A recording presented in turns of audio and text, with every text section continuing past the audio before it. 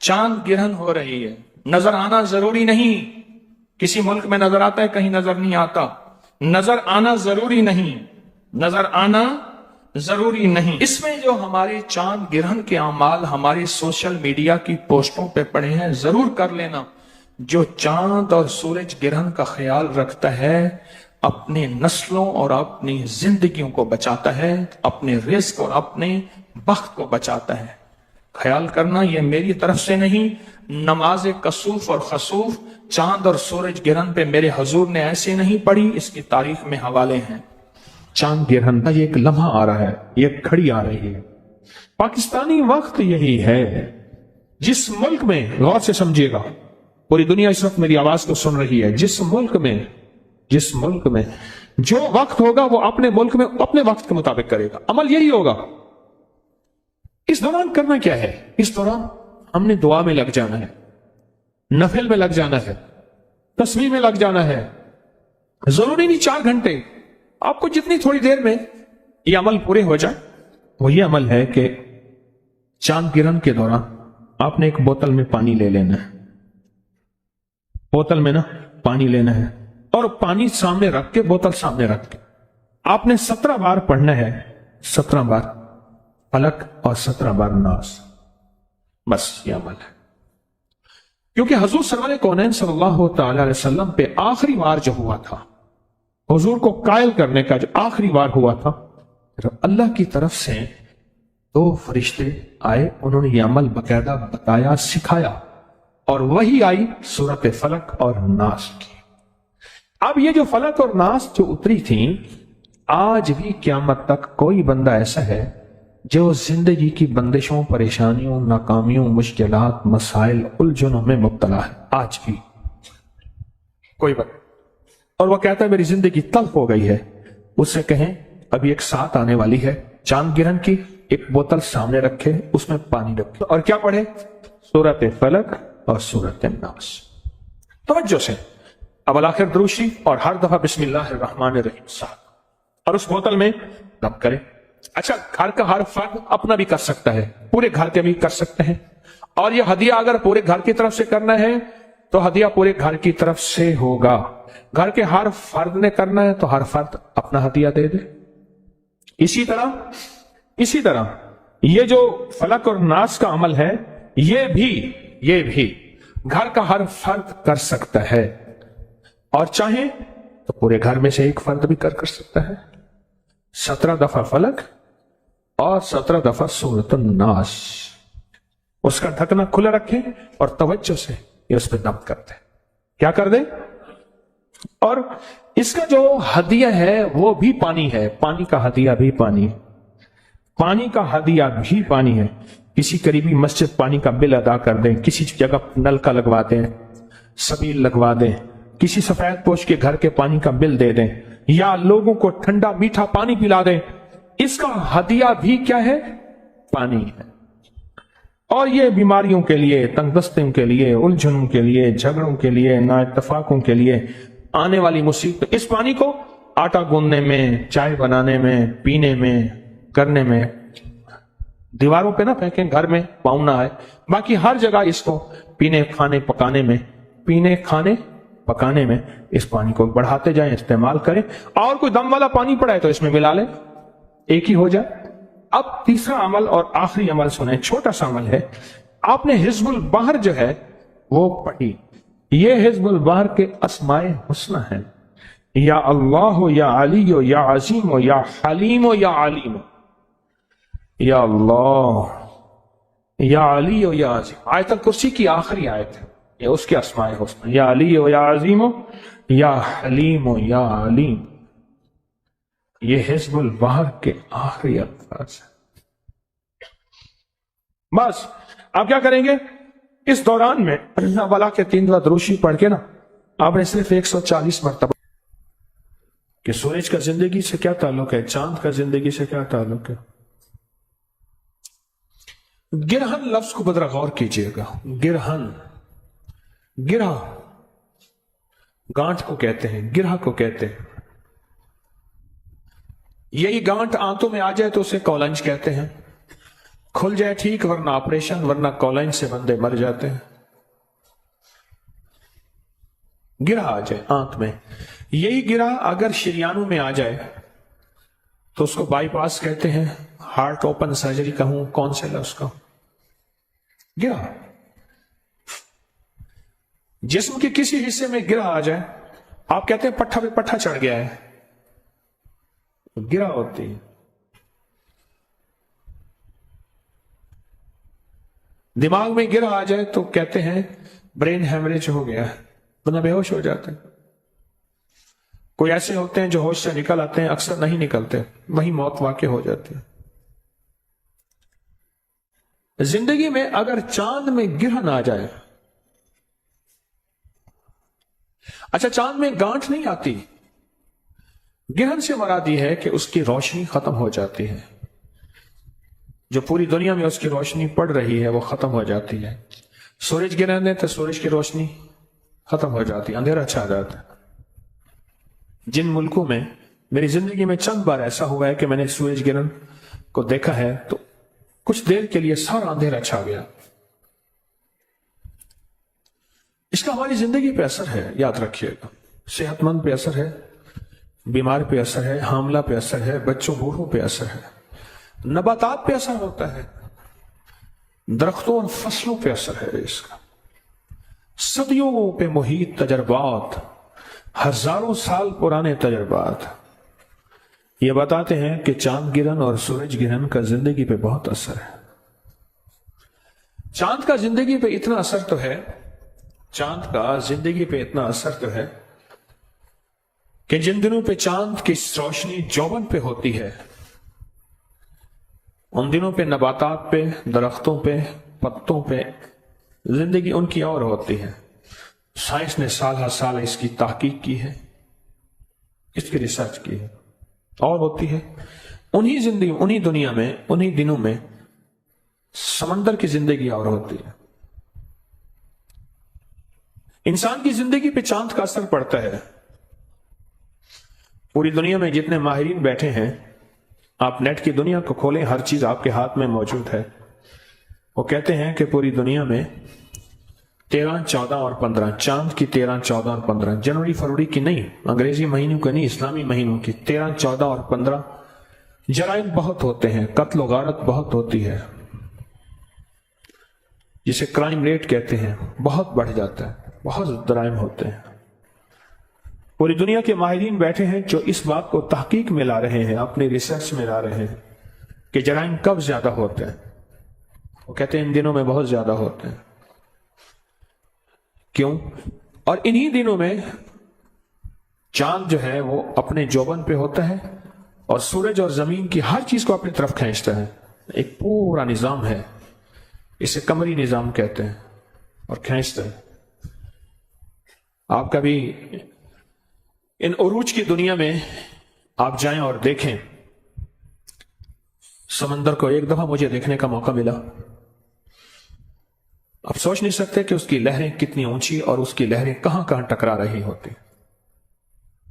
اگر میرے خیال میں اللہ کا امر نہ ہو تو سمندر تو اونچا ہے، کراچی تو نیچا ہے، اپنے امر سے اس کریم نے روکا ہوا ہے۔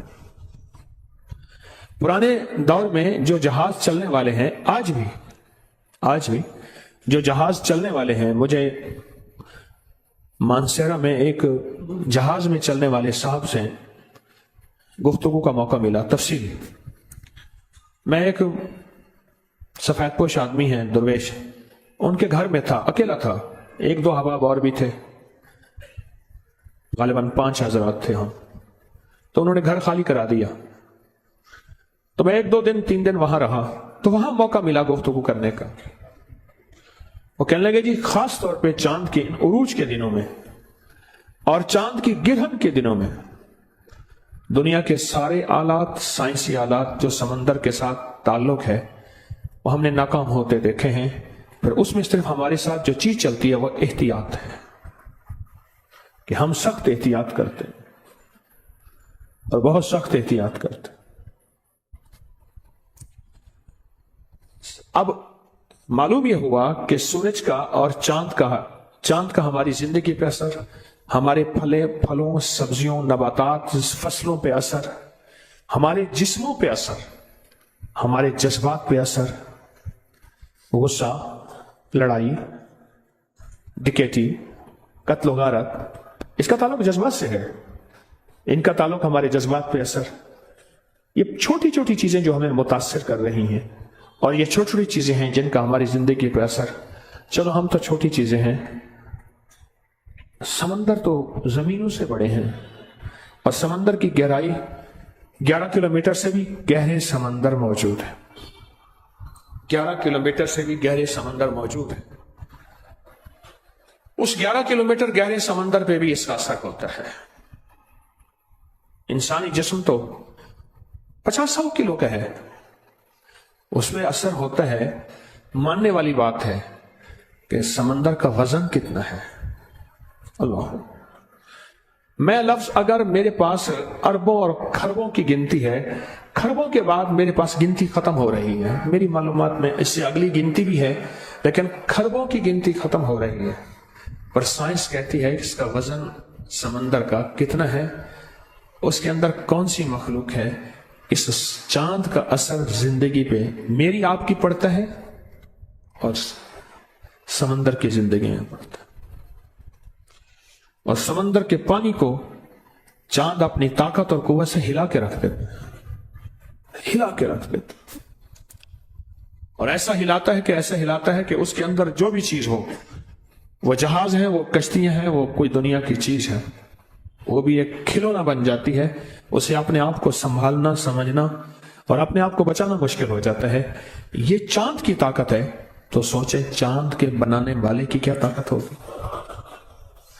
اس کی کیا طاقت ہوگی۔ اور اگر چاند کے بنانے والے سے ہماری دوستی ہو جائے، ہمارا تعلق ہو جائے، ہمارا تعارف ہو جائے، تعارف، آپ نے لکھا یہ خط فلاں کی معرفت میں جائے گا۔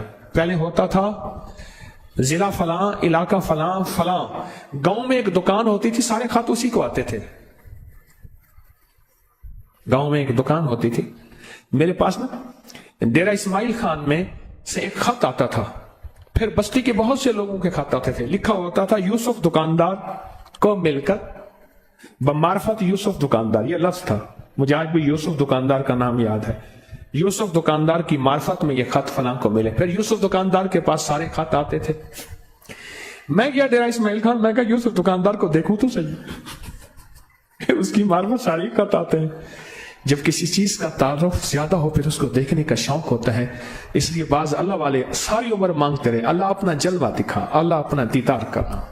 اس لیے مسلمانوں کے اندر حضور کی محبت اور جلوہ حضور کی زیارت کا شوق بہت، کہتے ہیں چلو حضور کی زیارت نہ ہوئی، حضور کے روزے کی زیارت ہو جائے، چلو اللہ کی زیارت نہ ہوئی، اللہ کے گھر کعبہ کی زیارت ہو جائے۔ یہ وہ ساری وہی کشش ہے جو مجھے یوسف دکاندار کے دیکھنے میں آئی تھی، یہ ساری وہی کشش ہے۔ پھر میں گیا، ان کو اطلاع ملی ایک بندہ جا رہا تھا، کوئی ٹیلی فون موبائل تو کہانی تھی نہیں، اس نے کہا جی وہ فلاں میرا نام بتایا کہ وہ آپ کو ملنے آ رہے ہیں فلاں وقت۔ جب میں گیا تو ان کی دکان پہ گیا، یوسف دکاندار، چھوٹی سی دکان تھی گاؤں کی، دکان کو دیکھا، انہوں نے کہا جی وہ گھر آپ کا انتظار کر رہے ہیں، بندہ بیٹھا تھا، گھر مجھے لے کر گیا۔ انہوں نے گھر جو کمرہ صاف کرایا تھا وہ دھول سے بھرا ہوا تھا، وہ صفائی ہو رہی تھی، اسی کمرے میں مجھے بٹھا دیا، انہوں نے تازہ تازہ صاف کرایا تھا، ان کی محبت تھی۔ ایک وہ دھول کا کمرہ مجھے یاد ہے، ایک کوہاٹ میں گیا، ہمارا ایک پٹھان تھا، وہ کہتا تھا آپ ہمارے گھر ضرور آئے گا، بس دعوت دے گا آپ۔ ہمارا گھر سڑک کے بالکل قریب ہے، میں کوہاٹ کی طرف گیا تو سڑک کے قریب تو نہیں تھا، 5-10 کلومیٹر دور تھا، وہ کہہ رہے قریب ہے۔ جب وہاں گیا تو ان کا آپ شوق دیکھیں، جذبہ، سچا جذبہ دیکھیں۔ انہوں نے کورا برتن منگوایا، کورا نا مٹی کا ایک گلاس منگوایا، اس کو مٹی کے گلاس کو پانی میں پہلے ٹھنڈا نہیں کیا، اس میں دودھ ڈال کے سوڈا ڈال دیا، اور جو گرم ہوا، اب ان کا بوڑھا والد کہے گا نہیں حضرت صاحب آپ پیے گا، یار آپ بندوق نہیں نکالی، ورنہ بندوق سے بھی کھلاتے ہیں، پٹھان مہمان نواز ہیں، بہت مہمان نواز۔ اب میں کہوں، میں نے کہا حاجی صاحب، مجھے اور کوئی نام یاد تھی نا، میں نے کہا حاجی صاحب یہ گرم ہے، اب اس کو سمجھنا ہے کہ یہ گرم کیسے ہو سکتا ہے، ہم نے تو مٹی کے پیالے میں دیا ہے۔ وہ کہہ رہے نہیں آپ پیے گا، اپنے بیٹے کو فشتوں میں بلا کے کہے اور ڈالو. میں نے کہا ابھی ختم نہیں ہوا. میں نہیں آپ پیے گا. کوڑا پیالہ، کوڑے پیالے میں دودھ ڈال کے اوپر سوڈا ڈال دیا اور وہ جلتی پہ آگ کا کام ہوا، وہ اندر ابل رہا ہے. پھر میں ہاتھ میں لے کے دیکھ رہا ہوں، میرا ہاتھ بھی گرم.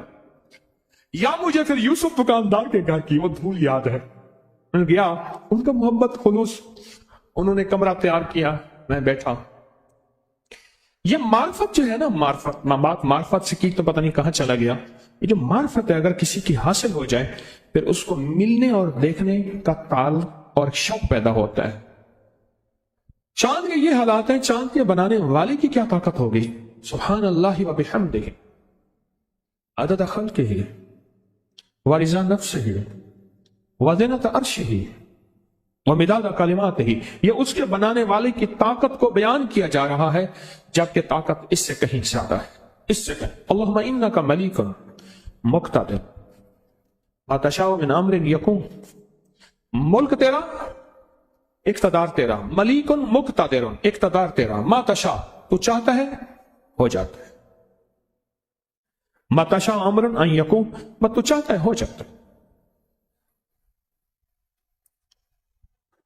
چاند کا زندگی پہ اثر ہے، ہماری صحت پہ اثر ہے.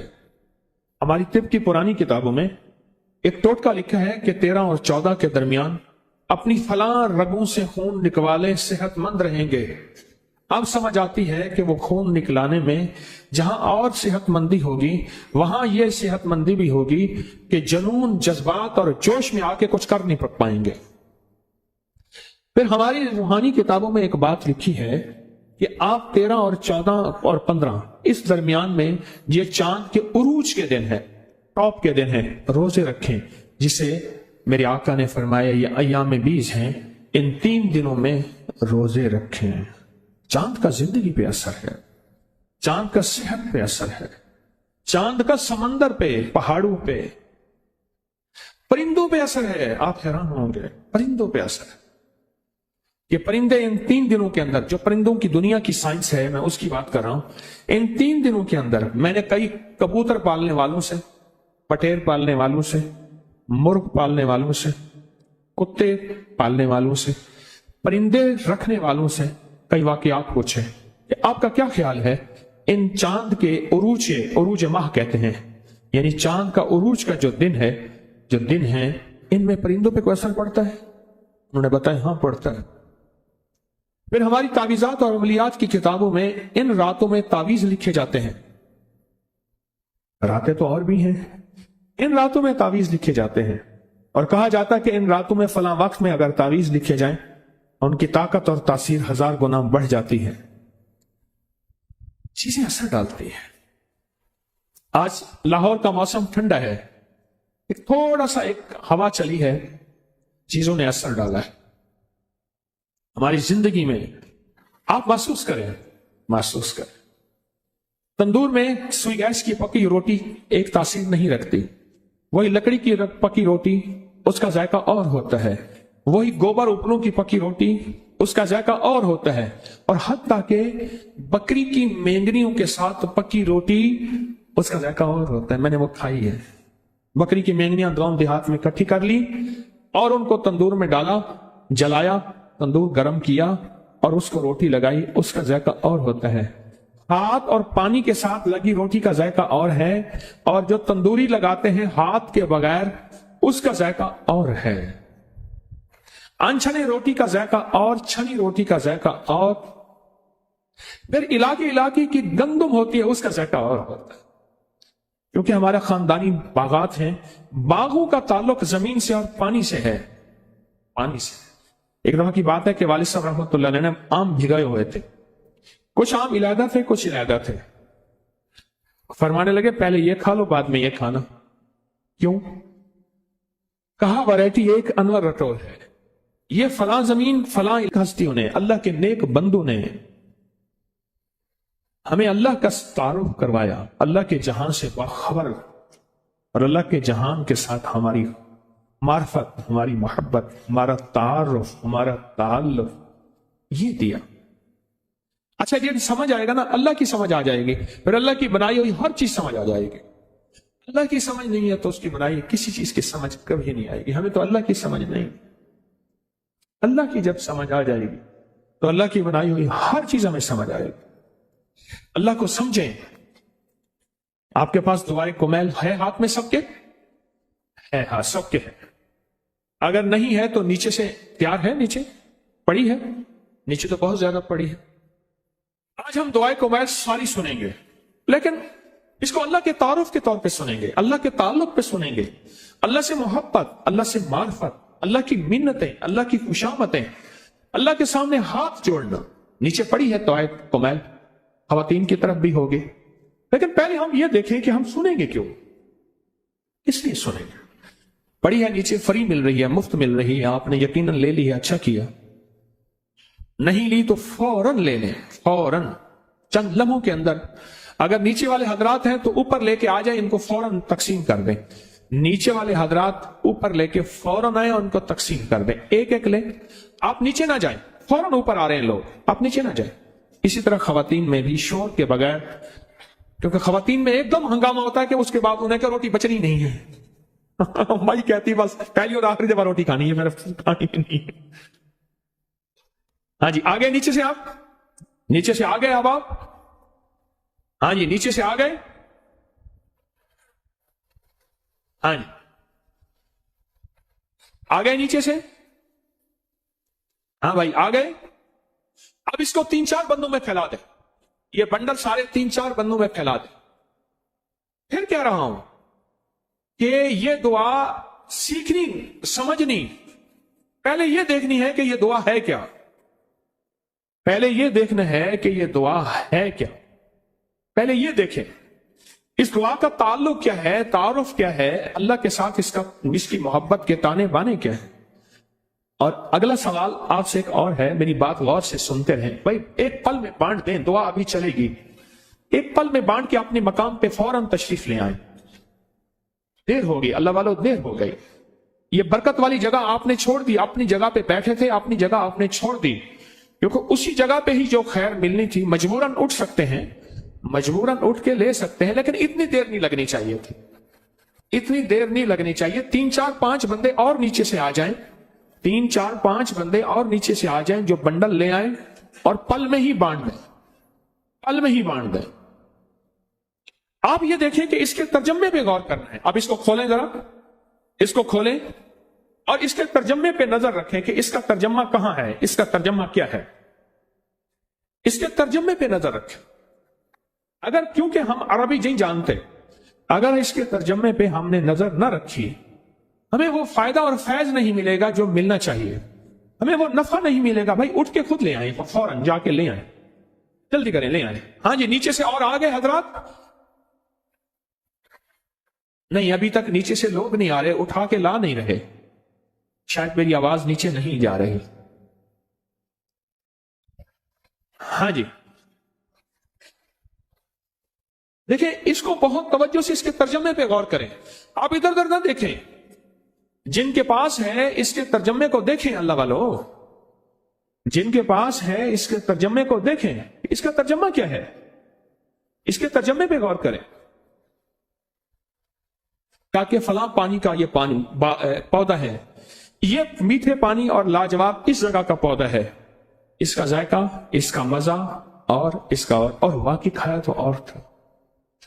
اچھا مجھے آپ بتا دیں، بکری کے دودھ کا ذائقہ اور بھینس کے دودھ کا ذائقہ اور سچ ہے گائے کا ذائقہ اور پھر بھینس میں بھوری بھینس کا ذائقہ اور بھینس میں بھی جو بھوری بھینس ہے اس کا ذائقہ اور. اچھا پھر وہ بکری جس نے جڑی بوٹیاں کھائی ہیں، اس کو میں نے صحراؤں میں تجربے کیے ہیں، دور دنیا کے کوئی آثار نہیں، میرا وہاں جانا ہوتا ہے، اس کا ذائقہ اور ہے. وہ بکری جو گھر میں پلتی ہے اس کا ذائقہ اور ہے. وہ بکری جو بندھی ہوئی ہے اس کا ذائقہ اور، جو کھلی ہوئی ہے اس کا ذائقہ اور اس کے مزہ بھی اور، تاثیر بھی اور، طاقت بھی اور. چاند کا زندگی پہ اثر ہے، پتہ نہیں چلتا. اثر ہوتا ہے، محسوس نہیں ہوتا. میں مغرب کی نماز پڑھ رہا تھا، مسجد کے صحن میں نا آگے پنکھے لگے ہوئے تھے، پیڈسٹل فین. ادھر بھی لگے ہوئے ادھر بھی لگے ہوئے. مجھے اگلی صف میں نماز مل گئی ایک طرف امام کی. تھوڑی دیر کے بعد نا ایک حاجی صاحب ہیں, بڑے باذوق آدمی ہیں, بوڑھے ہو گئے آپ بہت سارا, لیکن اب بھی کھانے پینے اٹھنے کے معاملے میں بہت زیادہ ان کے مزاج میں نزاکت ہے, بچپن سے بچپن تک. مجھ سے کہنے لگے کہ حکیم صاحب آئندہ یہاں نہ کھڑا ہوا کریں آپ, اور سنجیدہ ہو کے خیریت ہے. کہنے لگے آپ نے ایک خوشبو لگائی ہے, جب پنکھا آپ کی طرف آتا تھا خوشبو ہماری طرف آتی تھی, دیتے ہیں نہیں لگاتے ہیں تو کھڑے کیوں ہوتے ہیں؟ مجھے یاد آیا میں نے فواکہ خوشبو لگائی تھی, جب پر میری طرف آتا تھا پنکھا یوں گھومتا ہے تو وہ خوشبو اٹھا کے پیچھے پھینک رہی تھی, پر مجھے محسوس نہیں ہو رہا تھا. اوروں کو بھی محسوس ہوا ہوگا پر باذوق آدمی کو محسوس ہو گیا. خوشبو کا زندگی پہ اثر ہے. چاند جس نے ساری زمین کا احاطہ کیا ہوا ہے, اور زمین کا نظام کیا اور چاند کا نظام کتنا بڑا, اس کا ہماری زندگی پہ اثر ہے.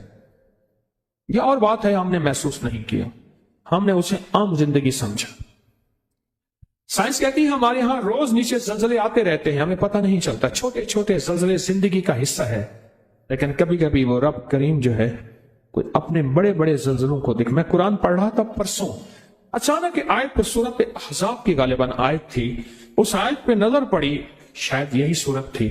اس کے ترجمے پہ میں نے ایک دم نظر دی تو کہا کہ ہم سوتے ہوئے تمہیں اپنے زلزلے کے جھٹکے چکھائیں گے.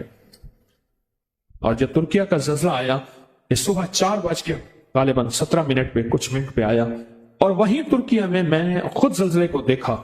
صبح فجر کی اذان کے وقت میں نے دیکھا غازی انتب میں وہاں زلزلہ آیا, خود میں نے محسوس کیا, اور وہ بھی زلزلہ اچھا خاصا تھا, لیکن عمارت نہیں گری.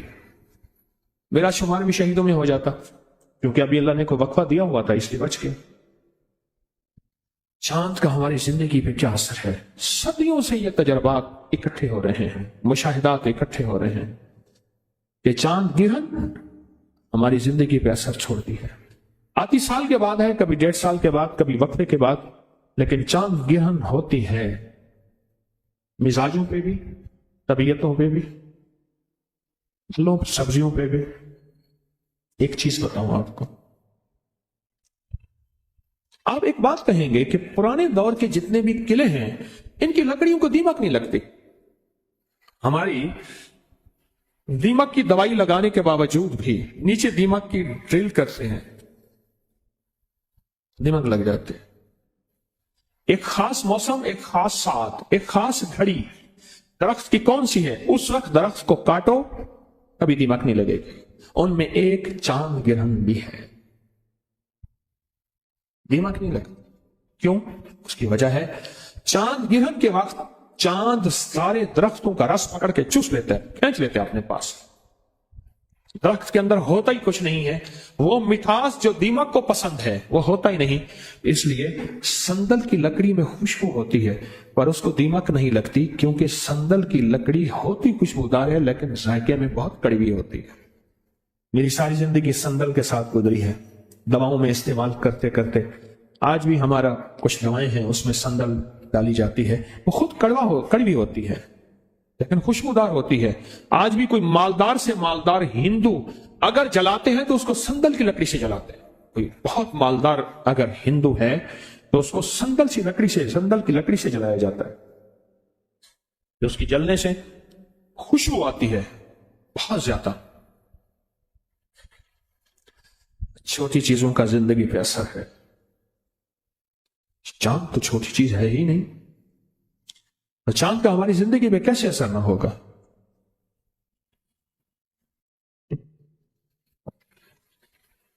یہ دیکھیں, یہ گرج ہے, یہ گرج ہے.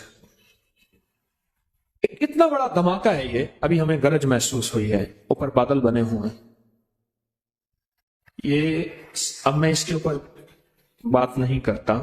سائنس کہتی ہے کہ سینکڑوں ایٹم بم اگر کٹھے ہوں ان سے بڑی طاقتور ہوتی ہے یہ گرج. قدرت کا نظام, اللہ اس کو اوپر ہی سنبھال دیتا ہے. اس کو کہتے ہیں کتنی بلائیں ایسی ہیں, قرآن کہتے ہیں جب ہم ٹال دیتے ہیں اور تمہیں پتہ ہی نہیں چلتا. یہ گرج بھی وہی بلا ہے, ہم ٹال دیتے ہیں, اوپر سنبھال لیتے ہیں, تمہیں پتہ ہی نہیں چلتا. جب بھی چاند گرہن ہوئی انبیاء کرام اور خاص طور پہ میرے آقا حضور سرور کونین صلی اللہ تعالی علیہ وسلم کی زندگی میں آپ کا عمل کیا رہا؟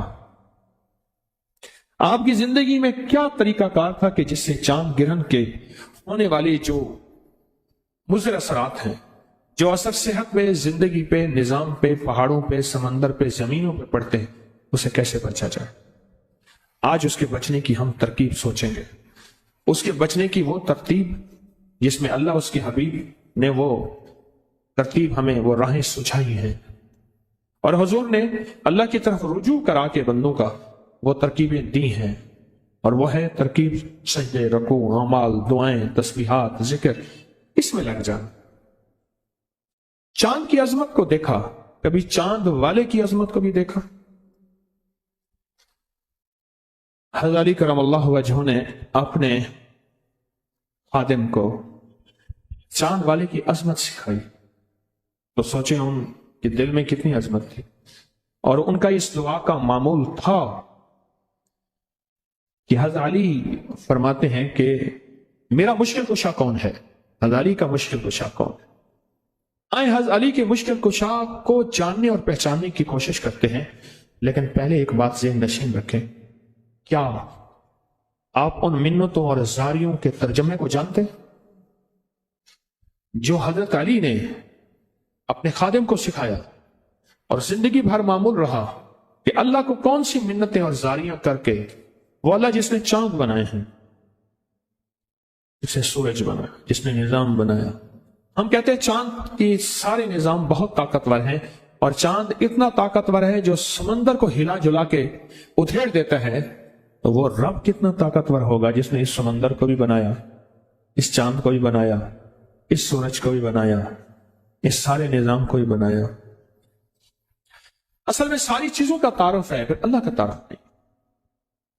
یہ جو آل رسول، اصحاب رسول ہیں اور اولیاء ہیں، اللہ کے نیک بندے ہیں، انہوں نے بندوں کو اللہ کا تعارف کروایا، اللہ کی معرفت سکھائی، اللہ کی معرفت سکھائی۔ اس وقت ہم سارے جہاں سے باخبر ہیں، نیٹ کی دنیا نے سارے جہان کی خبریں دے دی ہیں، سارے جہاں سے باخبر ہیں، پر اپنے جہاں سے بے خبر ہے۔ سارے جہان سے باخبر ہے پر اپنے جہان سے بے خبر ہے۔ اور ہمارا جہان کیا ہے؟ ہمارے جہان ہے ہمارا دل، اور دل میں کون ہے؟ وہ ہے اللہ۔ ہم اپنے جہاں سے بے خبر ہیں۔ ان نیک ہستیوں نے، اللہ کے نیک بندوں نے ہمیں اللہ کا تعارف کروایا، اللہ کے جہان سے باخبر